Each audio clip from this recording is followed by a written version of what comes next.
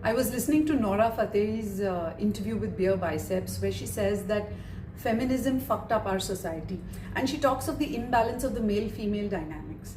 There was a lot of brouhaha over her comments. Though I wasn't particularly impressed with a major portion of the interview, I kind of agreed and understood the part where she spoke about the male-female dynamics being screwed up. And this is what I want to talk on. So let's first understand what feminism is. Feminism doesn't mean women and men are equal. How can that be? Men are physically different, men can't give birth, men can't breastfeed, etc. Feminism means equal opportunity, equal cerebral opportunity. I shouldn't be sidelined from a job because I'm a woman despite having the same qualifications or even better than a man. It's the belief that women deserve equal social, economic, political rights and freedoms. Now let's talk of masculine and feminine energy.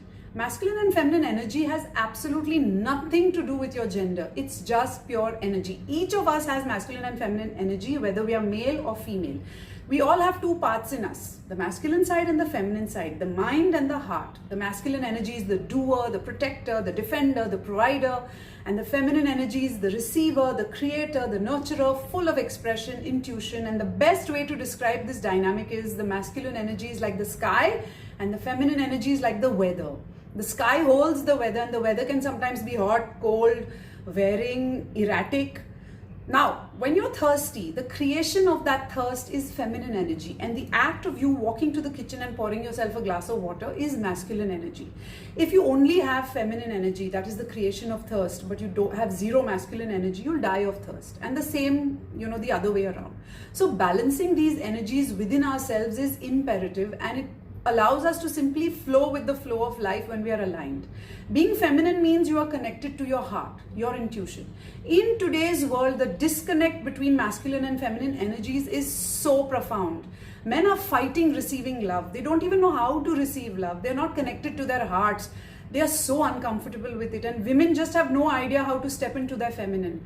These wounds are stopping people from not only connecting with each other, but also themselves. A woman in her truest feminine energy, her deepest desire is safety. So women look to find safety and comfort in a man, and looking for the safety and comfort in a man is a need. And anything that you need, you will repel, right? Because you're chasing it. It's coming from a place of need. So how do you fix this? The woman needs to start the journey of healing within. She has to find out the spaces where she feels unsafe and make herself whole again. Whatever comes into our lives, we attract by our energy that we hold inside. She can operate out of fear or love. If she operates out of love, she's vibrating at a totally different level. She no longer needs what the world tells her she needs. She's connected, aligned, and in her own power. And then she's able to draw a man to her who is also aligned with himself. And same thing goes with a man. He has to do his inner work first if he wants to attract an aligned woman. Now, in today's world, men and women are in competition, which they should never be in. It is only when each one understands the value and place of the other that relationships can be harmonious. Society and the system has taught and put so much pressure on women to be providers, earn money. Now, there's nothing wrong with a woman earning money if she wants to. It's her way of honoring her life, her creativity. But the question is, what energy is she doing this work from? What is the story behind this? Is she working because she saw her mother being neglected by her father as a child and has vowed never to let that happen to her? Is she working because her mother was the dominating breadwinner of the family, and so, she was taught that all women should be tough and work and be better than men? So energetically, when she does this, she neglects her femininehood and becomes a man, the provider. And now the pressure is so much because she has taken on too much. She has to take care of the kids and the work and her house, and she's completely disconnected from her feminine energy.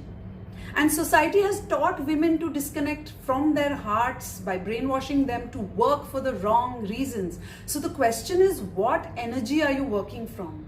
From fear and scarcity or survival energy? And maybe you'll be very successful on the outside, but at home there will be a void, a massive disconnect between you and your partner, a restlessness. And I know a lot of couples who feel this right now within themselves as well as a unit. And for women, it's very important to receive and relax and let go, because a woman's superpower is her intuition. And today, so many women don't listen to their intuition. If you are a woman working from your creativity, your gift, you're offering to the world, great, because that's the difference. You are no longer working from the wounding of your mind, but from the power of your heart. On the other hand, a healthy masculine takes on leadership, takes charge, is stable, is secure with himself. And a man who tries to control a woman, who she talks to, what she's wearing, who she's friends with, is deeply insecure and not living in his masculinity. These men live in their underdeveloped masculine and the wounding of their minds. And many men are disconnected and terrified of their hearts. They don't acknowledge their feminine side at all. They're terrified of connecting with their emotions. They're terrified of crying, terrified of who they truly are, terrified of loving anybody. They live in a world where they think that love is just providing money for the family, and they use this as a manipulation tool. And it is only through healing and self-talk that these men can gain their sense of self and security and be truly aligned with their masculine. And couples who are not in touch with their masculine and feminine dynamics within themselves will never know how to resolve conflicts of any problems of any kind that will arise in their relationships, because they've never worked on themselves. There will be fights, disconnection, they'll sweep everything under the carpet, and there'll be no love, and one will feel like not understood, not heard, not seen. They'll start resenting each other, and next thing you know, because they're holding so much, they're just separating. How comfortable people are with listening determines how comfortable they are with their feminine. The more people feel the need to speak and block their feelings, block acceptance, block receiving, the more disconnect they are in their feminine. And as Ram Dass rightly said, I can do nothing for you but work on myself, and you can do nothing for me but work on yourself.